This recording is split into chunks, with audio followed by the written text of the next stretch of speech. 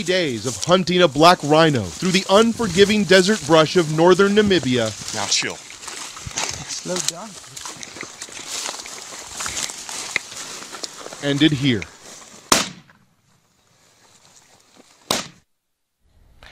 Most of us will never see a black rhinoceros up close and personal. Then again, in light of how European hunters slaughter these magnificent creatures to the point of near extinction, maybe that's a good thing.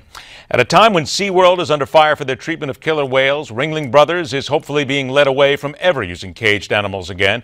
And a man with far too much money justifies his killing of a black rhino as helping the conservation effort. We find ourselves once again examining what the connection is between those who find it so easy to abuse and use innocent animals and those who find it also so easy to use and abuse innocent humans.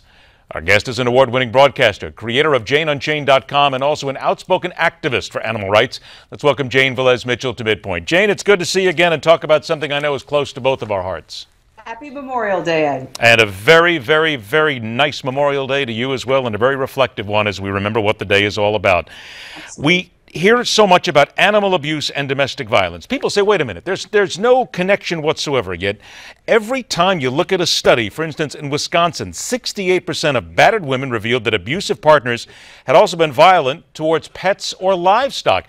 Jane, this is something that really kind of flies under the radar and people don't pay much attention to. We've always known that serial killers, virtually all of them, start by torturing animals and then move up to people. We also know that if someone's kicking the family dog, chances are they're beating on the wife and vice versa. It's a total indicator of cruelty. Violence is violence, and violence to animals is indicative of a violent personality who could very well take it out on adults and children. So it's very important, and I'm happy to say the FBI has now established a felony standards for cruelty cases. They're tracking cruelty. It's no longer considered other, but we have a very long way to go, Ed, for a variety of reasons. For one, the vast majority of animals that are being abused are not being kicked by the guy down the block. The truth is the vast majority of animals being abused are being abused on factory farms. 9 billion, with a B, animals raised in institutionalized cruelty and killed every year in America, and in laboratories, more than 100 million animals raised and tortured in laboratories for generally useless experimentation every year. In fact, Glenn Beck just did an extraordinary expose called White Coat Waste, which shows how American taxpayers are forced to subsidize these ridiculous and horrific experiments that are essentially make-work programs for PhDs. Well, let's bring it back again to just the actual abuse of animals here when it comes down to people themselves and what we're talking about here. Certainly the use of animals at SeaWorld, Ringling Brothers and such. And here you have a guy who just can't wait to go out and shoot an animal that he says, oh, wait, the animal's old, it doesn't breed anymore, so it's not a big deal if I put a bullet in his brain and then take it back and put it on my wall. I mean, people are going to say, wait a minute, Jane, stop. These are animals. How can we hold people to the same level of abuse as they would if they harm human beings? And actually, it's very simple to do, isn't it?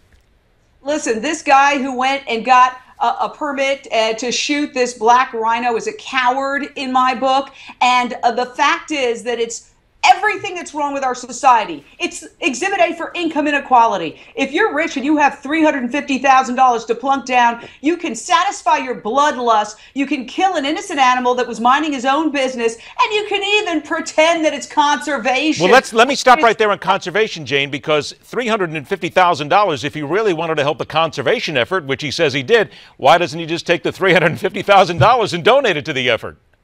Exactly, exactly. If you're a poor African and you kill the same animal, you're a poacher and a criminal. But if you're a rich American and have 350 grand to plunk down, you can pretend it's conservation. The idea that, oh, we're going to save these animals by killing them is so absurd. I mean, George Orwell would be proud of that twisted logic. The fact is that the black rhino population has not been decimated because male rhinos get old and they get grumpy. It's been decimated decimated No, it's from because poachers. human males have been killing these animals to satisfy their bloodlust. So let's get down about a minute and a half that I have left here to once again the point here.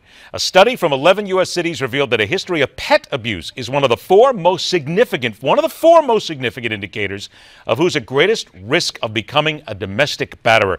Jane, how do we then as individuals address something like this? Certainly the feds are looking at it, the ASPCA. What about the people watching right now who don't have that kind of power? Well, I know I'm going back to a really inconvenient truth, but I think we all need to look in a mirror and make sure we're not co-signing cruelty.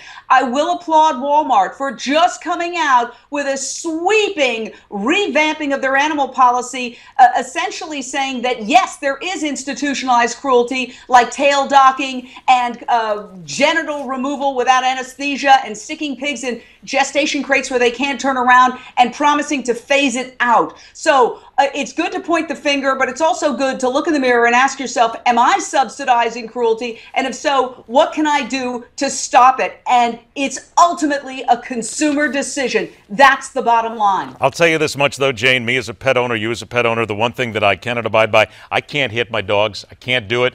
I punish them. I give them, just yelling at every now and then. I can't do it. And if I see anybody else strike an animal in any kind of anger like that, I will get involved. It'll be a real problem. And I've done it before. Maybe more people, I guess, Jane, I only got 15 seconds left, but people need to get more involved to make sure it doesn't happen at their community level. A new Gallup poll shows that 1/3 of all Americans think that animals should have the same rights as people, and the other group believes that they should have far more rights than they do. This is going to be the social justice movement of the 21st century. It is the final frontier. It is the litmus test of civilization, and we are just getting started, Ed. And I'm right with you, Jane, because I tell you what, people who beat animals or anything like that, they're going to have the redhead and Jane Velez-Mitchell to answer to sooner or later, and that's not going to be good. Jane, thanks so much for joining us, and have a great day. Thank you. You too, Ed. All right, take care. When we come back, the Money Master looks at gasoline. You think prices are getting high? Actually, they're a lot lower than you might think. That and more when we continue on MidPoint.